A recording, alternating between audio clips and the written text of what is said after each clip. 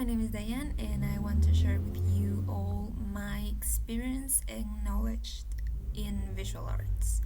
Since I was a child, I showed great interest in art because of the influence of my sister.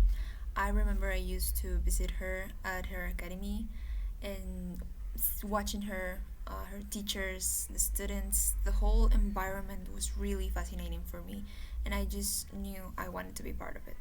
And so I started to do art. Even though I did took some classes, most of the knowledge that I have acquired had been on my own. My family, especially my mother, has always supported me. Even though it has always been a hobby, she knew this was what I wanted. I still remember the first academy I attended during vacations. I had very good teachers who shared with me that deep passion they have for art, and I really loved how willing they were to show us how great and beautiful the world of art is. I got really into it, so I wanted to try a little bit of everything.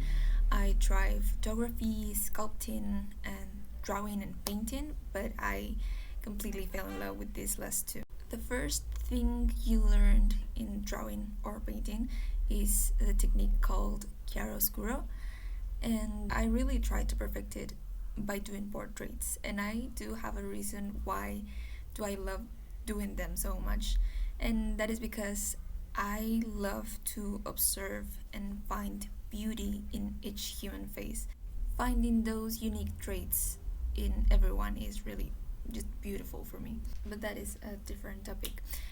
Already having all this experience in 2021, I continued learning now graphic design. First year, I learned a lot, both theoretical and practical. My favorite topics ever, even now, are history of art and color theory. And I have to admit that I experienced some difficulties because I received virtual classes, and it's just my opinion, but I think it would have been way better to have face-to-face classes. But that doesn't mean I wasn't eager to learn. I bought all the materials I needed for my art classes. I bought some brushes, palette knives, acrylic and watercolor paintings, an easel to better hold the canvases, and obviously, of course, a must have for every artist, the graphite pencils.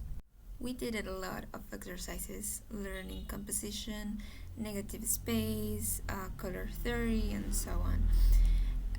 In short, the first year was dedicated to traditional art, but second year was different. It was then when we started to use design softwares. There were mainly three programs, that is Photoshop, Illustrator, and InDesign.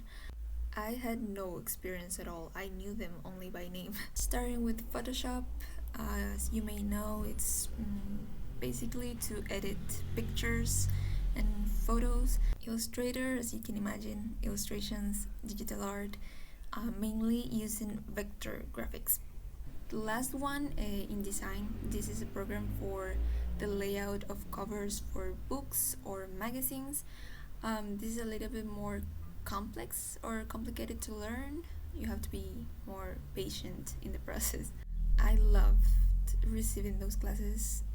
There was always something new for me to learn. I definitely gained a lot of knowledge, a lot of new terms. I have a funny story about this topic, the Pantone.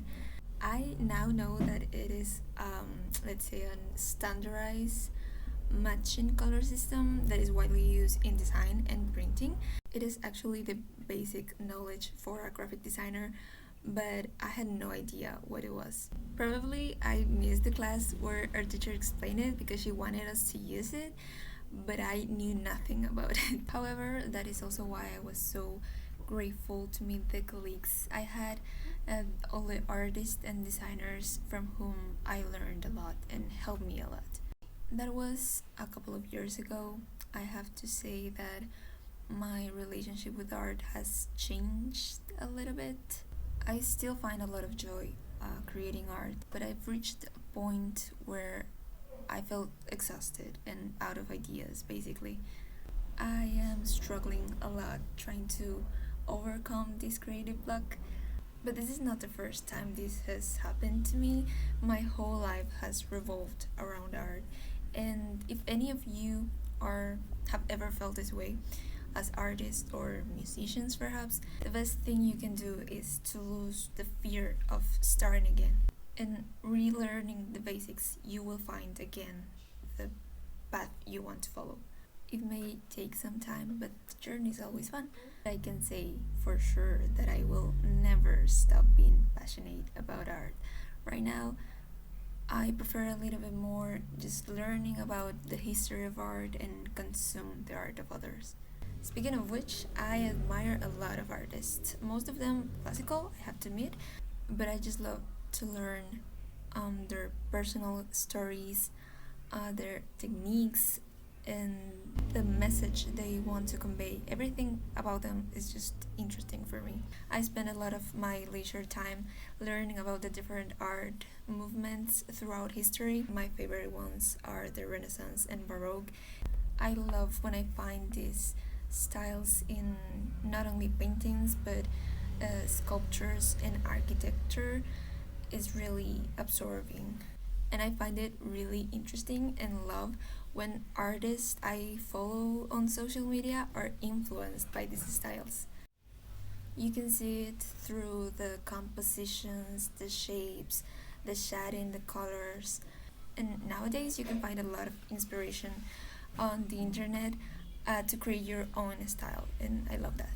Although it is true that there is an open debate regarding all the new tools we have to create art, many people defend and prefer traditional art over digital art, even going as far as to devalue it. The famous artificial intelligence that divides people. I go for the basics. I prefer the experience of creating art traditionally, just paper by hand, but I admire the great digital artists of today.